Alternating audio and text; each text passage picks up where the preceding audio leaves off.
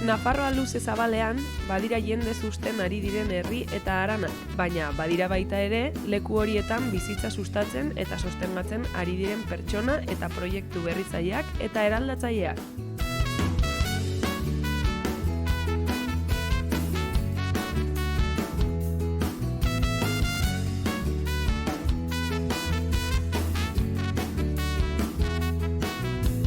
Gaur sakanara etorri gara Arbizuko herrira, eta hemen Iratiren gozo veganoak nola egiten diren ikusi dugu. Etorri nirekin!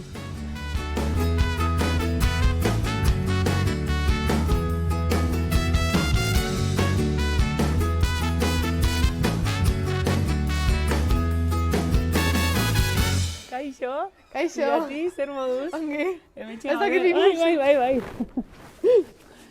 Pasa. Bai. Sartuko gara?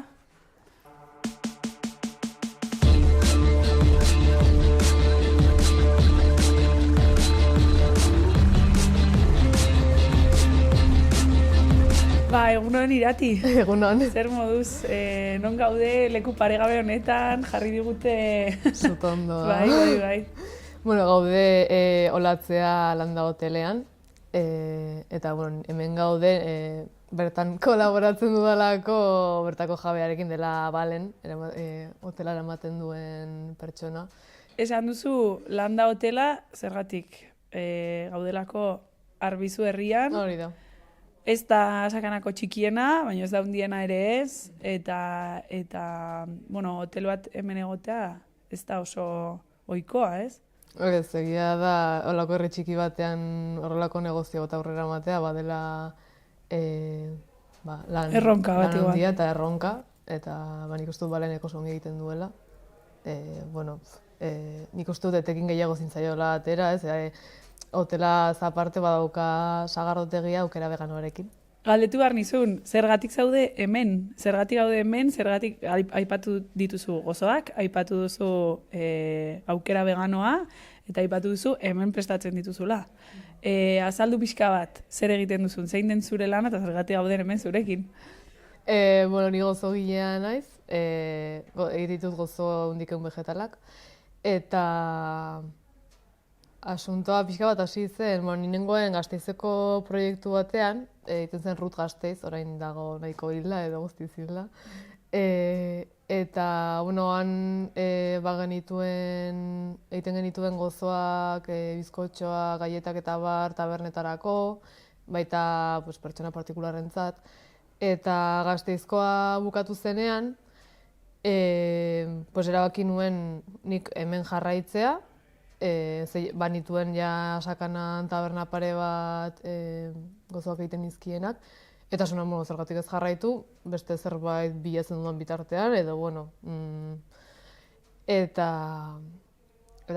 aurreko urteko azaroa aldera erabaki nuen autonomoa egitea, eta Baleni ekartzen izkion ja gozoak, eta baita egin nuen berarekin, pixkat kolaboratzeko. Eguneko egun vegetalak, zergatik, imaginatzen dut, zu vegana zarela, imaginatzen dut ezakite, baina zergatik erabaki zenuen hori, zer berezitasun dauka, azaldu pixka bat...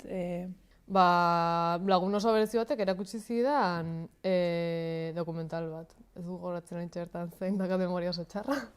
Baina, erakutsi zidan dokumental bat, animalien esplotazioen inguruan hitz egiten zuen, eta izan zen super xokeante, eta egun batetik bestera hartu nuen erabakia nik ez nuela zapalkuntza horretan,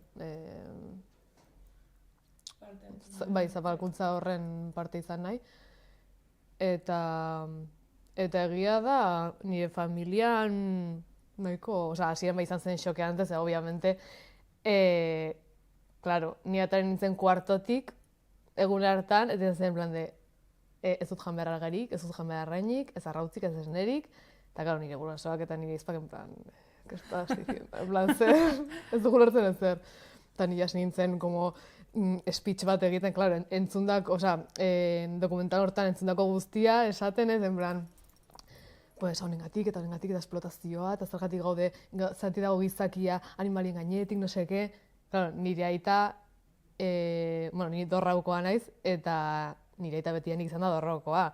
Duela 60 urte dorraun bizitza zen herri txiki guztietan bezala, ez? Pues, animaliak erabiltzen ziren jateko, lurra lantzeko, orduan, pues hori imaginatu dezakezu pixka duela. Eta egia da, hasian izan zela pixka bat, ba hori, en plan, gehitu ziren pixka bat, zur eta lur. Baina, osea, kosto ditzen oso gutxi pixka bat onartzea eta nire logika barneratzea, eta egia esan superongi. En plan, nire ame bat izan da oso sukaldari ona, eta pues, bere ala jartzen ginen Moldatu dira, ezta? sukaldatzen, tal, eta oso ongi, egia esan ezin naiz kajatu familia daukat. Orduan, sukaldatzarena agian zure amaren gandik atera duzu pixka bat, edo... Bai, osea, nire amak atera zuen bere aitangatik, nire aitonarengatik, zen oso sukaldari ona. Eta hori, pues, gozo gintzena niri beti gustatu izan zait, baino, pues, lehen egiten dituen pues, gauzatxokola eta ongi, baina, klaro, vegana egin nintzenean, pues, hori, duela 8-9 urte, pues, ez zegoen ia ezer, eta, klaro, investigazioak eta nire amarekin pues, beti biltzen ginen hor kuxkuxeatzen, salseatzen, eta nire aitona lazkaukoa zela, bueno, nik esplikatu nionean ere bai, pues ez, veganismoaren kontzeptua, antiespezismoa igual ja horrez nintzen sartzen, baino... Oso teknikoa hori ez da. Bai, nik kontatzen nien en plan de, Aitona, yo no le quiero hacer daño a los animales, entonces por eso no estoy comiendo. Eta bera, pues, entre vacilo y vacileo, pues, ulertzen zuen, ez? Eta bera oso sukaldari ona zen, eta pues, veganizatzen zizkidan gauzak. Que si leche frita, que si arroz con leche, eta bera, pues, entonces, ¿qué tengo que sustituir? ¿Esto por la bebida de soja y ya? Y yo, sí, tal. Eta egia esan, pues, pixka bat enen artean, egin zait oso erreza egia esan. Eta etxetikan kanpo nola uste duzu landa eremu batean veganismoak eta duen ez dakit ikuspuntua, jendeak nola ikusten duen edo ze harrera daukan. Toki guztietan bezala daude pertsonak eta pertsonak, ez? Badaude landa eremuan, ulertzeko gai direnak eta incluso pues, zorion zait naute, en plan de, jo, pues, que guai, o que tal, baina beste batzuek bai ikusten dutela pixka bat beraien ikuspuntua jaten diela, claro, ez? Claro.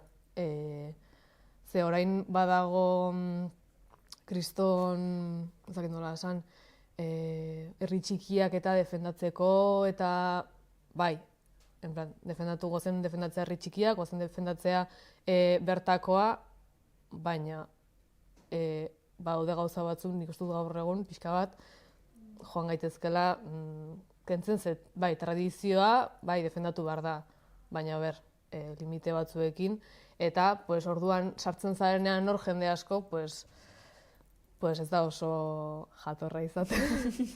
Horrela esan da. Bueno, eta gozoetara pixka bat bueltatuz, azaldu ikustu pixka bat, pues, ze aukerak edo, adibidez, zein da zuri prestatzea gustatzen zaizun gehiena, edo zein da gehien eskatzen dutena, ze elikagai erabiltzen dituzun. Erabiltzen ditudan elikagaiak, pues, bi kenduta, hola direla, bi edo 3 kenduta, erosten ditudan agia egin dela, pues, gazta kremoso bat, zanahoria frostina egiteko, edo esnegain arrotua egiteko, hori da erosten dudan zerbait espezifikoa, baina beste dena da, batzutan jendeak esaten du vegano, bale, txitxirio irina, no seke, eta da, como, gauza gintzan, gari irina, azukrea, maizena, soja esnea, poco más. Osagaia dira super basikoak, gero ja, pues, gauza super guaiagoak egiteko, pues, bai, zerbait espezifikoak, baina orokorrean nik erabiltzen dudana. Bai, eske batzuetan jendeak uste du, entzuten du vegano hitza eta buruak egiten dio estanda, eta... Gari irina. Bai, eta txitxiro irina eta hori da tortilla egiteko, hori da beste asunto bat. Baina bai oso osagai ohikoak. Eta gehien egiten dudana, dira intxaurre eta txokolate gaietak, eta zanahoria bizkotxoa. Hori da gehien egiten dudana eta gehien saltzen dudana. Aipatu nahi dut. Erabiltzen dudan panela, kanela eta txokolatea dela bidezko merkataritzakoa. Iruditzen zaidalako egiten dudanean minimo bat, jake ez den erreza prezioa begiratuta beti bertakoa erostea, beti ekologikoa erostea. Ez nik oraintxe bertan ezingo nuke, orduan daukadanarekin minimo bat iruditzen zait, gutxienez panela, kanela eta txokolatea izatea bidezko merkataritzakoa eta naiz eta esan duzun elikagaiak eta gozogintza veganismoa agian ez duela misterio asko, egingo dizut galdera, eta nik uste dut egingo duela beste aldetik mandiot buelta tortillari. Zerk dauka gozogintza veganismoa, veganoa, gozogintza normalak ez duena? Esan nahi dut. Batzuetan beti galdetzen da, ez? Eta zer falta da, hemendik alderantziz galdetzen dizut. Zer dauka besteak ez duena? Nik esango nuke gozogintzan dikeun vegetalak baduela denboran gehiago irauteko gaitasuna. Azkenean esnekiak eta arrautzak badira biosagai kontu handia izan behar dena ez, entzun da duenagatik. Gaizki jartzen delako nahiko erraz eta arazoak egon daitezkelako, ez? Baina egia da nik egiten ditudan produktuek irauten dutela asko. Eta horrek zer esan nahi du? Adibidez, bigote batek erosten badit zanahoriazko bizkotxo bat, bi izan da etxean, badakit aste eta piko, bi egon da eduki dezaketela bizkotxoa hozkailuan eta aguantatu dezakela ongi. Eta, ikusita pixka bat, veganismo eta vegetarianismoaren mundu horretan guztiz sartuta zaudela, uste dudela garrantzitsua ere bai jendearentzako azaltzea zer desberdintasun dagoen bata eta bestearen artean. Da galdera oso tipikoa, baina uste du jendeak oraindik ez duela nola aurre ikusten, ez? Orduan, zure ikuspuntua edo zure jakiteko edo ulertzeko era nolakoa da? Pertsona vegetarianoek kontsumitzen dute arrautza, esnekiak eta eztia. Hori da como lo basiko, ez? Eta pertsona veganok ez dugu animalia jatorritik datorren ezer kontsumitzen. Begiratzen dugu ere, izatea, euskara ez dakit nola esaten den, baina cruelty free edo animalietan testatuta izan ez diren produktuak, Baina, zer gertatzen da? Veganismoa, kapitalismoak dena bezala ez, veganismoa ere hartu du bere gain eta egin ditu bereak, ez? Badago jende asko, veganismoa hartzen duela zerbait, rollo happy flower, ez dakit nola esan. Bai, ulertzen dut. Beste moda bat izango balitz bezala, ez? Eske lehen galdetuan izun pixka bat, batzuetan, landa eremuaren inguruan hitz egin dugunean, veganismoa agian hirietan bueltatu da moda bat. Orduan igual landa eremuan veganoa izatea da gauzak kontzienteagoa hiri batean baino ezakite, hau da nire iritzi propio. Ezakite zu zertan, uste du gaur egun sare sozialekin eta herriko pertsona bat eta hiri bateko pertsona bat iritsi daiteke puntu batera edo bestera. Ez da komplikatua da, ez da erreza. Baina niretzako veganismoa bada zapalkuntza ekiditeko modu bat. Niretzako ez da elikadura gauza batzuk kendu eta listo. Ez da begiratu txampu batek animalitan testatuta dagoen, ez da dena, ez da niretzako da posizionamendu politiko bat oso kontzienteki eginda eta egia da hasiera batean antiespezismoaren asuntoa iritsitzea dela pixka bat beranduago, ez? Duela 9 urte inguru zegoena, ez zegoen gauza handirik edo kostatzen zen gehiago informazioa iristea, eta egia da denborara gero ja antiespezismoa eta iritsi ditzaidala, baina nik uste dela posizionamendu politiko bat kontsumotik haratago, ez? Eta, pixka bat bukatzeko, geratzen zit bi galdera, lehenengoa, ikusi dut zure sare sozialetan, eta ikusten zaizut zuri ere bai, ez dituzu bakarrik osoak egiten, baizik eta tatuatzen duzu ere bai. Eske tatuajen asuntoa, betidanik ditu atentzio asko, oso nerabe eta oso txiki nintzela, tatuajeak ikusten dituen, zerbait, impresionante. Eta egin nuen batxilergo artistikoa. Beti gustatu izan zait margotzea, daramat, 15 urte Altsasuko Koldo Arnantzen arte eskolan, eta artea beti gustatu izan zait, ez? Gustatu izan zait. Eta iritsi zen puntu bat, pinturara joaten nintzela, eta pixka bat, kuadroak, karbonzillo, eta gustatzen zaite, baina iritsi zen puntu bat, ez dakit behar nuela zerbait. Eta esaten ostral, neukan superaztuta, ez? Tatuajen asunto hori, behin neukan hor como ametsa bezala, eta sin más, eroksi nituen makina batzuk, ez nekien ezer, azal sintetikoan egiten nituen gauzak, eta eskalatzen lesionatu nintzen, eskumuturran egin nuen kriston jaleoa, egon nintzen 2 urte luze ezer egin gabe. Eta horren ondoren, Gasteizeko proiektu hortan nengoela, ezagutu nuen Alberto. Bera tatuatzailea da, darama asko urte tatuatzen, eta esan nuen, ez es la mia. En plan, oso lagun egin ginen, eta berak ari dit pixka bat erakusten tatuatzen zara. Oraindik tatuatzaile egiten zait, oso oraindik ikasten ari naiz, eta eskertu nahi diot, hemendik. Nik uste honekin pixka bat nola hemen gauden, sukaldea hortxe dago, joango gara sukaldera eta erakutsiko dizkidu zure gozoak. Ados, guazen ba.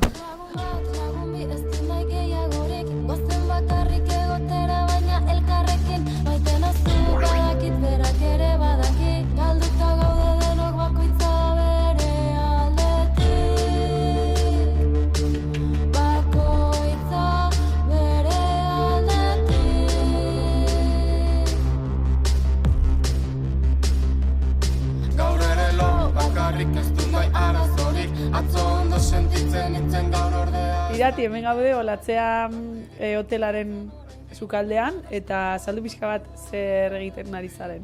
Oraintxe bertan ari naiz, zanahoria bizkotxoaren estalgarria jartzen, dela mantekila vegetala, gazta kremosoa, eta azukrea hautsetan. Eta bizkotxo hauek non bukatuko dute? Pare bat hemen, beste pare bat beste herriko taberna batean, Baserrin, eta beste 5 Altsasuko Akeita kafetegian. Eta tabernara joaten ez den pertsona batek, zer egin behar du horrelako bizkotxo bat edo edozein produktu lortzeko? Duela gutxi egin nuen nire telefono zenbakia WhatsApp Business. Orduan, idatzi. Daukate katalogoa Instagramen, eta Instagramaz daukan jendearentzat, idatzi WhatsAppa, bidaliko diot WhatsApp bidez katalogoa, eta beti asteartea baino lehen, adibidez, larun baterako, azkari familiar baterako nahi dut, aste hortako asteartea baino lehen. Azkenik asteartean antolatzen dut astea, eta pixka bat horrela.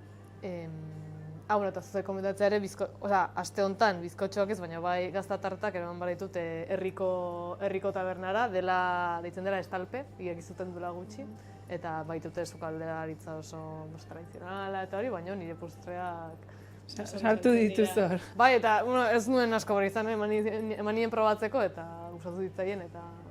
Ze lehen ez dizu galdetu, baino haragia jaten duen jendeak ikusten duzu batzuetan eszeptikoa direla honekin edo ez zaiela, ez dakite, batzuetan inporta zaie ez... Probatzen badute ez? Ze azoka batzuetan hori, jartzen dut, hori, gozogintza veganoa, eta askotan irakurri eta esan. Baina beste batzutan, edo gerturatzen dira kuriositatez eta baina normalean, probatu eta gero berdin zaie esatea, ez vegano, da igual, ez da riquísimo, edo oso goxoa dago. De hecho, nire bizilagunak probatu zituen bizkotxoak hobetako taberna batean, eta, karo, enteratu zenen nireak zirela, karo, nire bizilaguna, Irati, kareko diazu bizkotxo bat, eta bi astean behin edo, galleta batzuk, bizkotxo bat, eta bera ez da veganoa, ez vegetarianoa, berdin zaio, jendeari orokorrean berdin zaio, eta gainera gertukoa modu artisauan egindako gozoak, orduan jendeak hori asko baloratzen du. Agian horrek ematen dio bultza gehiago. Eta azoketan ere, azoketan nangoen askotan, ¿qué, lo haces tú? Eta bai, nik egiten dut, bueno, tu madre, eta nire emak, naizan behin lagundu izan dit, baina ez, nik egiten dut eskuz, eta bai, jendeak asko baloratzen du. Irati, zuk uste duzu jendeari txipa aldatu altzaiola likadura mota honekin edo jendeak ulertzea ez duela inporta veganoa zaren ala ez horrelako produktuak kontsumitzeko? Bai, nik uste dut, ez dakit txipa aldatzeko aina, baina nik uste dut jendeari berdin zaio, goxoa balin badago, jendeari berdin zaiola arrautzik eta esnerik ez badauka, eta de hecho, esaten diozunean, jendeari ez daukala ez arrautzik esnerik egiten dira, ostras, orduan nola egin duzu. Orduan da, merito gehiago edo, eta, bueno, hori txipaldatzeko ez dakit, baina bai, jendeak ezagutzeko. Agian ez txipa, baizik eta produktu hauek etxeetan geroz eta gehiago sartzen badira, ez? Naiz eta haragia jarraitzen jan, bai. beste produktu batzuk jetxi daitezke eta... Bai, eta hala ere, adibidez, alergia duten, arrautza eta esneari alergia dioten pertsonek kontsumitu dezakete. Ze badago jende asko alergiarekin eta hau da, azkenean eskuragarriagoa ia edo zeinek jan dezakelako, ez? Eta, aipatzea ere bai, badauzkadala glutenik gabeko aukerak, trazak badaudez, azkenean sukalde batean, ezin dira trazak ekidin, ez badauzu glutenik gabeko sukalde bat egun, baina badauzkata aukerak eta nahiko pozik emaitzarekin ere. Hori beste mundua da, ez gara sartuko oraingoan, eta, veganismoari gara dituko dugu.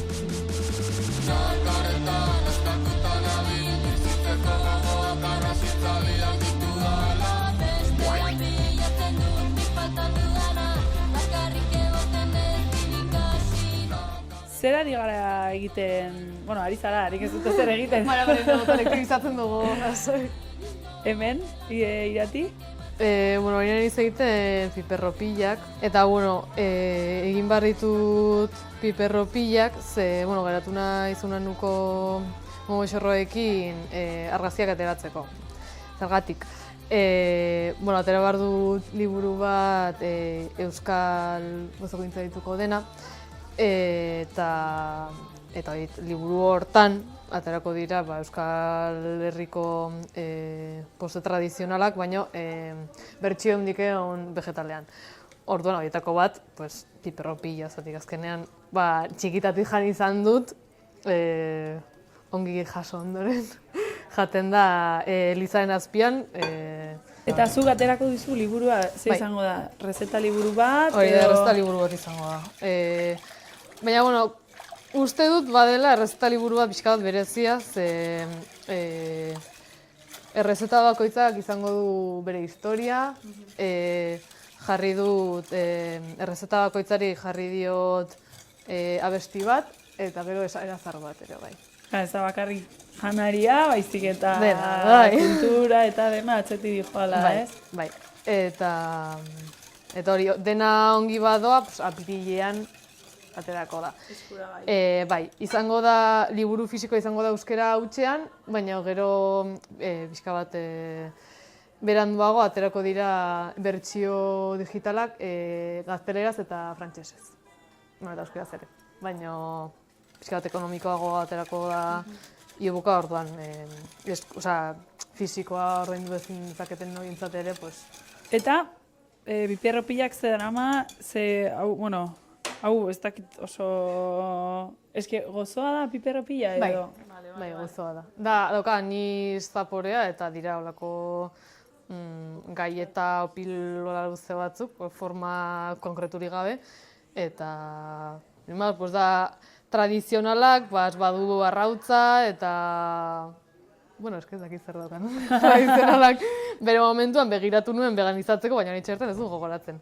Eta zuk zer jartzen diozu? Nik jartzen diot garirina, azukrea, maizena, hori alde batetik, eta gero beste aldetik sojasnea, ekilore olioa, anis esentzia. Ikusiko dugu pixka bat nola den prozesua. Ongi ateratzen bada. Ez dudala egiten, aspaldi. Karo, hau ez da gauza bat tabernetara taramaten duzula, baizik eta... Ez da argazkirako eta niretzako. Transportatzen dit asko, txikia nintzen eta gustatzen zait. Ze postre edo ze gozo aurkituko ditugu liburu horretan? Jakin pues, bai. Tipikoa direnak, pantxine eta goxua, euskal pastela, horrelakoak. Eta gero badaude beste postre batzuk, Euskal Herriko gozogileek eginikoak eta ez direnak batera ezagunak, intxaur tarta. Gero Ipar Euskal Herriko ez dakit nola ahoskatzen den, baina bagatele dela marrubiz egindakoa, denetatik. Bai, 25 trezta izango dira. Eta bietako bat nire mangatik ateratako errezeta bat iruditu zaidala garrantzitsua jartzea. Eta gero jarriko dut, ez dut esan behar. Utziko dugu. Estera kontatzen eta. Orduan, noiz esan duzu? Apirila. Apirila. Apirila erdialde bukaeran, dena ongi badoa, batzutan liburuekin. Pues apirilan denak adi, ez? Hori da. Liburu hartzeko eta etxeetan gozo veganoak hasten egiteko, ez da? Hori da. Eskerrik asko Irati, zure sukaldea irekitzagatik eta zure danak kontatzeagatik. Eskerrik asko zoi.